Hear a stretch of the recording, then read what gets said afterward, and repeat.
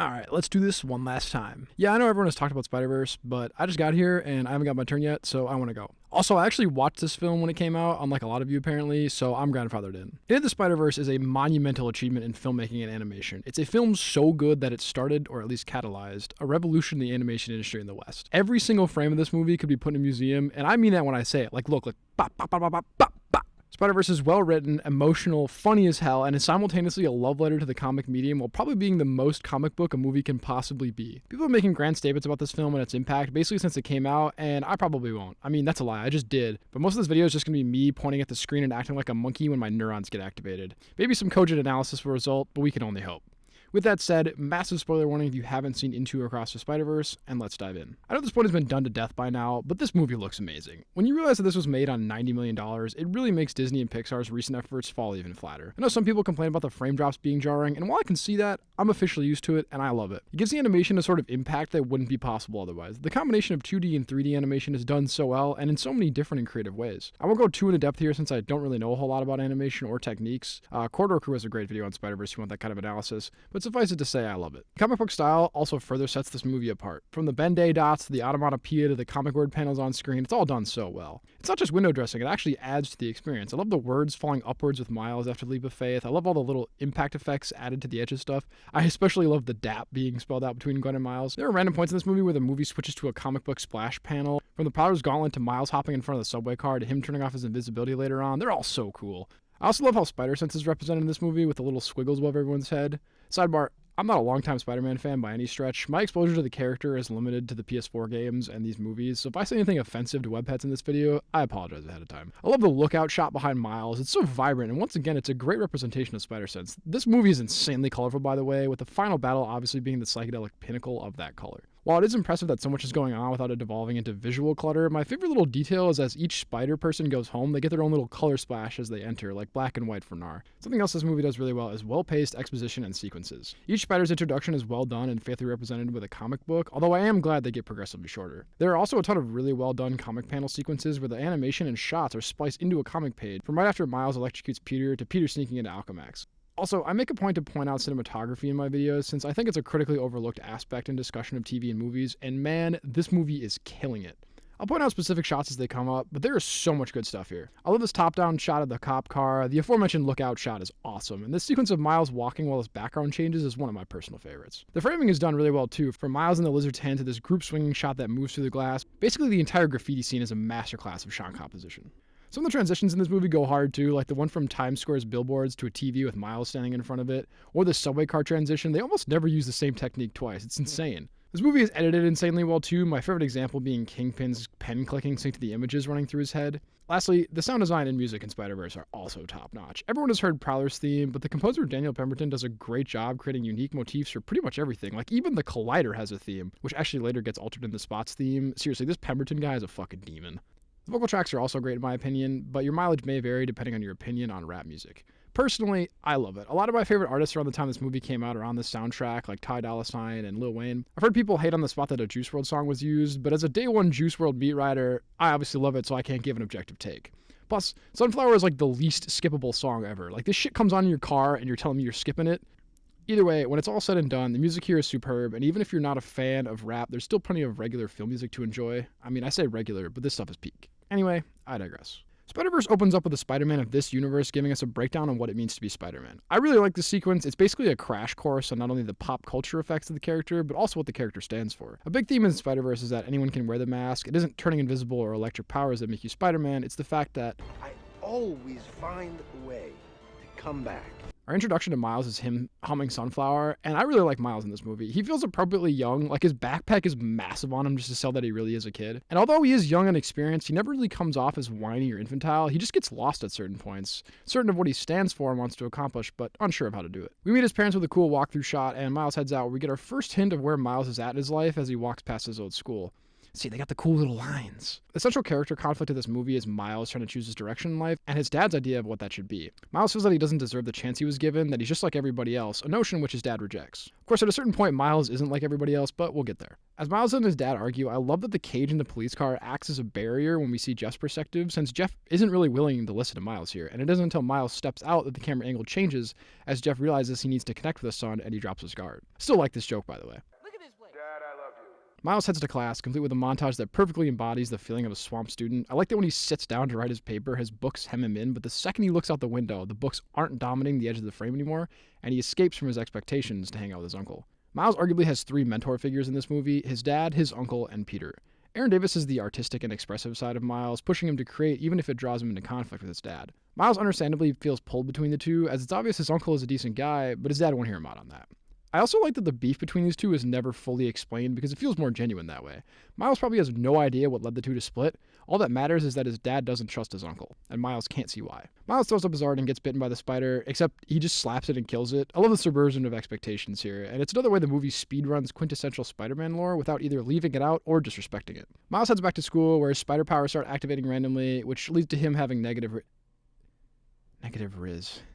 You know, I've been looking at that word on my script for like 10 minutes now, and I don't even know how to feel about it at this point. Anyway, Gwen and Miles are great in this movie, and while Miles and Peter's relationship is definitely the focus, and those two are the only ones with real character arcs outside of maybe Miles' dad, Gwen and Miles are the focus of Across the Spider-Verse, and their limited interaction here is great setup for that. Plus, their friendship feels genuine, which is really important considering the series seems to be setting those two up for some sort of romance. Nailing their interactions and chemistry in this movie makes that a lot easier and makes it feel a lot more earned. Miles starts freaking out, comic panels of his schoolmates selling his anxiety, and I have a couple notes on this scene. One, it's super sick that the comic effects only start after Miles gets bit and begins his journey as Spider-Man.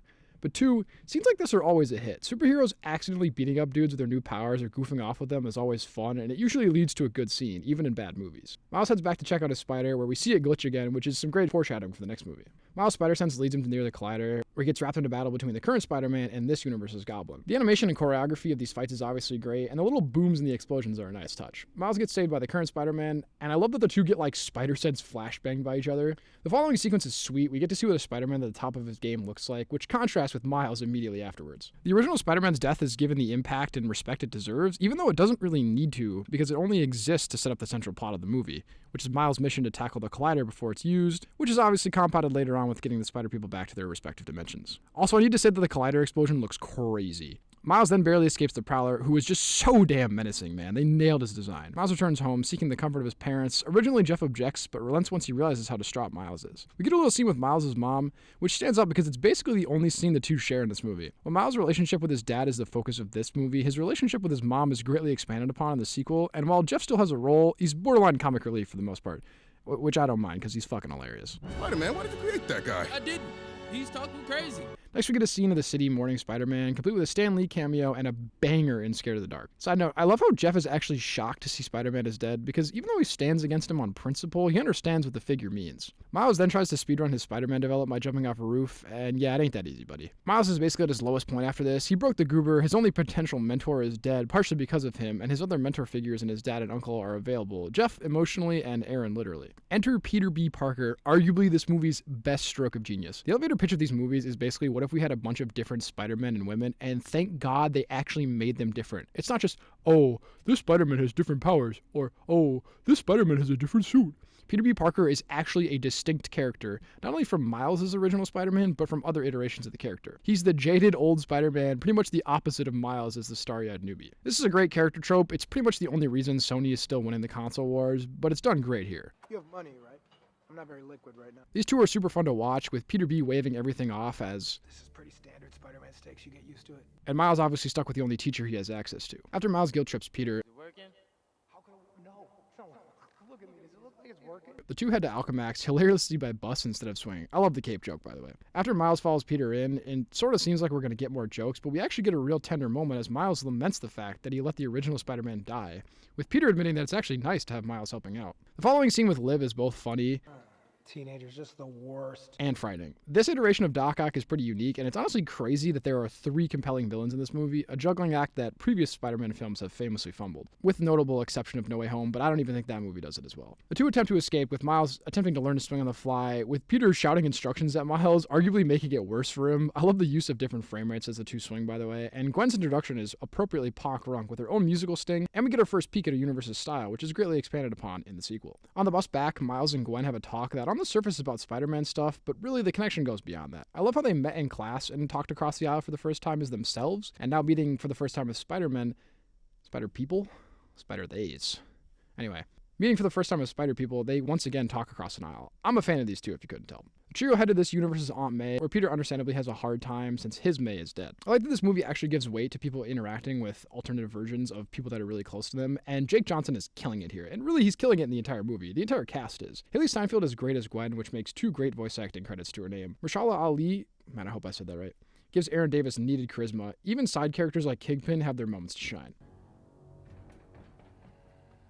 Kill that guy. Anyway, May has a secret spider cave, which the movie uses as an excuse to spam Spider-Man Easter eggs, but for me, Peter's reaction is the best part. I mean, this place is pretentious. It's here where we meet our last 3 Spider folks, the anime one, the cartoon one, and Nicolas Cage's Spider-Man Noir, appropriately with sped-up introductions, which actually end with Peter physically pulling the frame down, which I think is awesome. Everybody kind of gangs up on Miles, testing him to see if he has the ability to always get back up, and Miles doesn't. Miles chooses to leave, the aforementioned Juice WRLD song playing. Like I said, I love this song in this moment. If you don't, kiss my Zoomer ass. Miles heads to Uncle Aaron's, and I really like this scene because Miles writing this note allows us a view into his headspace at a pivotal point in the story where he's being tested by just about everything and everyone. Sick shot, by the way.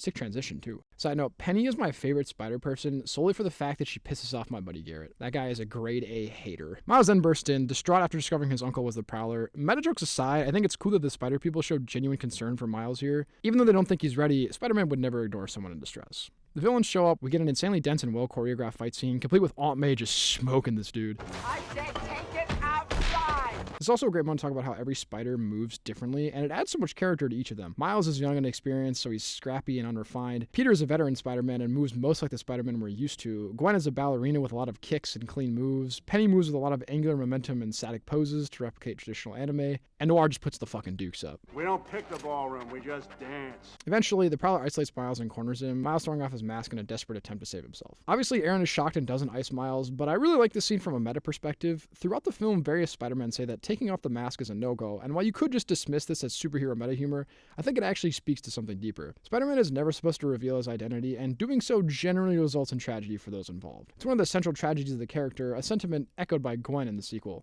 I can do all these things, but I can't help the people I love the most, and they can only know half of who I am. Miles taking off his mask here basically swaps out his death for Uncle Aaron's as Kingpin shoots him, and yeah, you can't have the main character die in the movie, but that really is the trade Miles unknowingly made here. The fact that he played a hand in the death of 2 very significant people, one significant to society and one significant to him, is what spurs him to take action later on. At a certain point, Miles just refuses to make that trade anymore. Uncle Aaron's death is genuinely impactful. The animators are doing a great job to sell the emotion through body language. Miles heads back to his dorm on his own, where Peter narrowly stops him from throwing away his notebook with the Great Expectations sketch. I love this because it's basically Miles throwing it all away. The responsibility, the expectations. He feels like he can't live up to it. And he wants to throw in the towel of Spider-Man, but Peter won't let him because that isn't an option Spider-Man can take. The group attempts to console Miles, revealing the other central tragedy of the character, that you can't always save everyone. And while I don't want to step into the meta commentary on how Marvel refuses to give Spider-Man a happy ending in the comics, it's for this reason I think Miles' friends and family are safe in the 3rd entry of this particular series. Miles' story is about breaking convention, shattering expectations in a way the world doesn't want him to, and I think that killing off his mom or dad or Gwen just defeats that purpose of that side of the narrative. Anyway, sequel speculation aside, a brief comedic moment gives us a break in scenes, after which Peter tells Miles that Miles can't come to turn off the collider. Miles obviously objects to this, since Peter would have to stay and die if he doesn't go. Miles has made the decision in his mind that he won't make the trade anymore. He won't sit idly by while his friends risk their lives, but he isn't really ready to put himself in that spot yet. An inability Peter brutally points out by literally kicking Miles while he's down. Miles might think that he's ready to put his life on the line, but thinking that and knowing that are 2 different things. It's what separates Miles from the other spiders, who all just sit outside the window hoping that Miles has made the leap. But he hasn't. He isn't ready. Miles' dad comes to the dorm, distraught over the loss of his brother. Jeff showing emotion here is critical, not only because it shows us that despite their differences, he did care for Aaron, but also because it's his vulnerability that allows him to connect with Miles here, a side of himself he was unwilling to share in their previous interactions. With Miles unable to answer, his dad basically pours his heart out, explaining that he sees Miles has the ability to be great, but in stark contrast to the first scene between these two, Jeff realizes that Miles will choose his own direction in life. He also realizes that he can't make his son say he loves him, even though Miles clearly wants to. There are a lot of parallels between this scene and the first Outside Visions, and it's just really well written. I don't know, man. I guess I'm just kind of a sucker for father-son stories. Anyway, it's the one-sided heart-to-heart Miles has with his dad that gives him the confidence to be Spider-Man. That conversation reminded him that he still has people that love him, and it shows him why the other spiders keep being Spider-Man despite the loss. Now, a quick caveat before we jump into this next scene. I've seen people complain about the fact that right before the leap of faith, quotes from literally minutes ago are repeated, and I gotta be honest, yeah, it's kind of weird. It feels like the sort of recap an anime might have before a big moment, except serialized TV anime is drastically different than a relatively short movie, so this comes off as a bit strange. With that out of the way though, this scene bangs. I mentioned in my How to Train Your Dragon video, but this might be my favorite 2 minutes of cinema ever. The level of catharsis reached in this scene should be taught in writing classes for the next 100 years. Miles heads to Maze, gets a suit, which he obviously paints himself, and heads to the biggest building he can find and jumps off. This scene is fucking crazy. The shot composition, the fact that Miles shatters the glass as he leaps off because he's still nervous, the way he looks like he's falling upward into the city, just mwah. The woo going upward instead of downward, Miles' parkour-driven style, all of it is done so well. I don't want to touch that clip with a 10-foot pole. The way he leaps off of rooftops and flips backwards to face the camera before falling into a headfirst dive is just full of the exaggerated swagger of a black teen. But if I'm being honest, Miles has a cool factor that I never really felt with other iterations of the character. Part of that might be the fact that Miles has only shown up in animation, so his action scenes and swinging are allowed so much more freedom due to the medium, but part of it is also his design, as juvenile as it sounds. He's got the Jordans, he's got the hoodie, he's got the black suit, like, bro's got swag. Then again, Gwen has swag with her ballerina shoes, so it might really just be these movies that decided to give Spider-Man drip. Anyway, we next cut to the rest of the spiders infiltrating Kingpin's tower, complete with a great scene of Peter basically breaking down and apologizing to MJ, regret filling his voice. Of course, it's not your MJ, Peter. And also she just wanted bread. They sneak down to the Collider, and we get probably the most insane action scene I've seen in an animated film. The Collider starts going off. You've got 5 spiders and half a dozen villains all over the place, and somehow it never feels like too much. Once again, each spider moves and fights so differently, it's insanely fun to watch. Like, Spider-Ham pulls out a giant cartoon hammer, Noir throws a Model T at a dude. This shit is hilarious. Side note, I feel like that cartoon Joe from Ham is a direct statement from the animators themselves. Give these movies more awards, please. Miles shows up right in the nick of time to the delight of Peter, who is so happy for Miles that he questions on the spot if he wants kids. I'm not going to cover too many specifics from this final battle. You really should just watch it yourself if you want to. Miles showing off is really cool to watch though, and really watching him slowly get better at being Spider-Man throughout the movie is pretty fun, culminating in him putting his own twist on the Collider slingshot the original Peter used. Miles and Peter's goodbye is emotional as hell, Miles pulling the same move Peter did on him in his dorm. With Peter scared he'll mess it up, Miles tells him the only thing Peter really taught him. You won't. Hate to leap the faith. Miles' final fight with Kingpin is fantastic. The colors narrow down to red and black for our final 2 combatants. The choreography is great, with Miles trying to finesse Kingpin while Kingpin just brute forces his way through everything, complete with this brutal beatdown. But what's the central tendency of Spider-Man, besides the mask rule and the crippling loss? I always find a way to come back. And Miles gets back up, his dad once again giving him the final push to be the best he can be. The movie wraps up with some cool epilogue stuff. I love Miles just walking around dapping people up. His little monologue at the end perfectly embodies him as Spider-Man, and is that it? Surely I have more stuff to ramble about. Donald Glover's Community episode where he's dressed as Spider-Man is playing in Aaron's apartment. The bagel thing is genius. Turning a throwaway gag into a major plot development is hilarious, but I guess that's more of an across the Spider-Verse thing. Same thing goes for the Comic-Con joke, I guess. Yeah, I think I covered everything. Whew, man. I'm not gonna lie, writing this much BS took a lot out of me, but I love this movie so much. It's smart, it's funny, it's emotional, it's hype, it's sad, it's uplifting, it's heartbreaking, it's everything a movie should be. The art style is timeless, the presentation is consistently flawless, the characters are endearing, the story is tight, and the jokes still land. Spider-Verse caused a diametric shift in the Western animation industry almost immediately. People will talk about this movie for decades, not only as a comic book movie or adaptation, but as a straight-up film, worthy of all the praise heaped on it and then some. If that isn't a classic, then I don't know what is.